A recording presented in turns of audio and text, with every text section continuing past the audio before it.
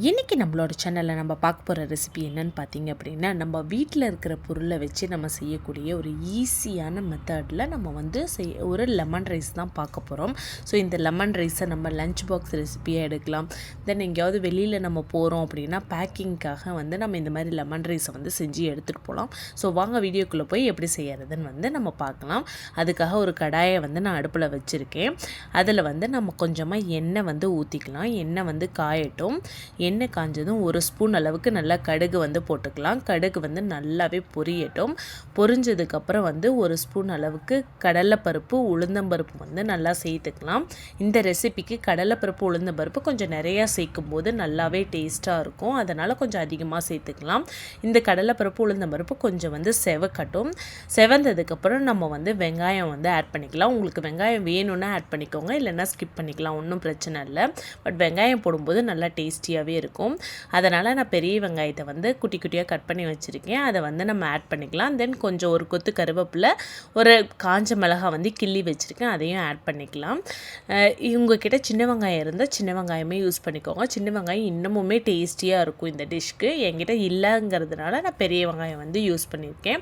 இப்போ இதை வந்து நல்லா வதக்கி விட்டுக்கலாம்.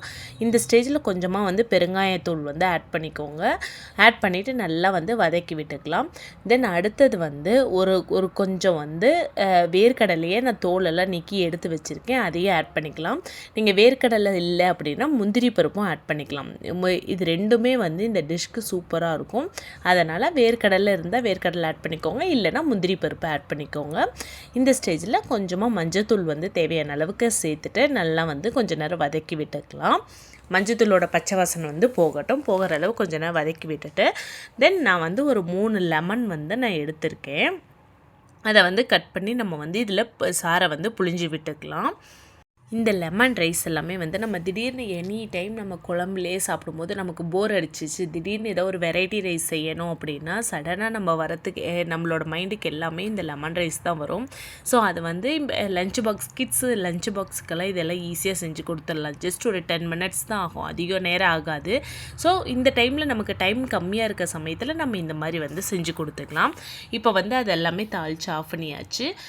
இப்போ இங்கே வந்து வடித்த சாதத்தை வந்து எடுத்து வச்சுருக்கேன். பட் மேக்ஸிமம் எப்போவுமே வெரைட்டி ரைஸ் செய்யும் போது குக்கரில் சாதத்தை வைக்காதீங்க, வடிச்சே யூஸ் பண்ணுங்கள். அப்போ தான் உதிரியாக நல்லா வரும்.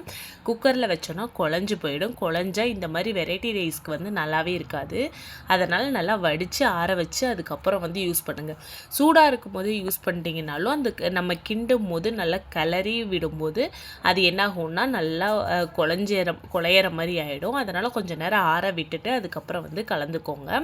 இப்போ பாருங்கள், வதக்கி வச்சது எல்லாத்தையும் சாதத்தில் போட்டு இந்த சாதத்துக்கு தேவையான அளவுக்கு உப்பு போட்டுட்டு ஃபைனலாக வந்து கொத்தமல்லி தலையை வந்து தூவிட்டு ஃபுல்லாக வந்து கிளறி விட்டுக்கலாம். நல்லா பார்த்து கிளறுங்க. அதனால் எல்லாமே ஈவனாக ஸ்ப்ரெட் ஆகிற அளவுக்கு நல்லா வந்து நம்ம கிளறி விட்டுக்கலாம். தென் எதுவாக இருந்தாலும் இந்த வெரைட்டி ரைஸில் எந்த ரைஸ் செஞ்சாலும், இப்போ லெமன் ரைஸாக இருக்கட்டும், புளி சாதமாக இருக்கட்டும், தயிர் சாதமாக இருக்கட்டும், எதுவாக இருந்தாலுமே நம்ம வந்து மதியம் சாப்பிட்றோம் அப்படின்னா காலையிலே செஞ்சு வச்சு அது நல்லா ஊறினதுக்கப்புறம் சாப்பிட்டா தான் டேஸ்ட்டு வந்து நல்லாயிருக்கும். செஞ்ச உடனே சாப்பிட்டோம் அப்படின்னா அது வந்து கொஞ்சம் நல்லா இருக்காத மாதிரி இருக்கும். ஸோ எப்போவுமே வந்து நீங்கள் மதியம் சாப்பிட்றீங்க அப்படின்னா காலையிலேயே வந்து நீங்கள் நல்லா செஞ்சு வச்சு அதை நல்லா ஊற வச்சுட்டு அதுக்கப்புறம் சாப்பிடுங்க. நல்லா டேஸ்ட் வந்து சூப்பராகவே இருக்கும். இப்போ பாருங்கள், நல்லா ஈவனாக வந்து எல்லாம் ஸ்ப்ரெட் பண்ணி விட்டாச்சு. இந்த ஸ்டேஜில் உப்பெல்லாம் கரெக்டாக இருக்கா அப்படின்னு பார்த்துக்கோங்க. அவ்வளோதான், நம்மளோட சூப்பரான லெமன் ரைஸ் வந்து ரெடி ஆகிடுச்சு. நீங்களும் உங்கள் வீட்டில் ட்ரை பண்ணி பாருங்கள், செம்ம டேஸ்ட்டாக இருக்கும்.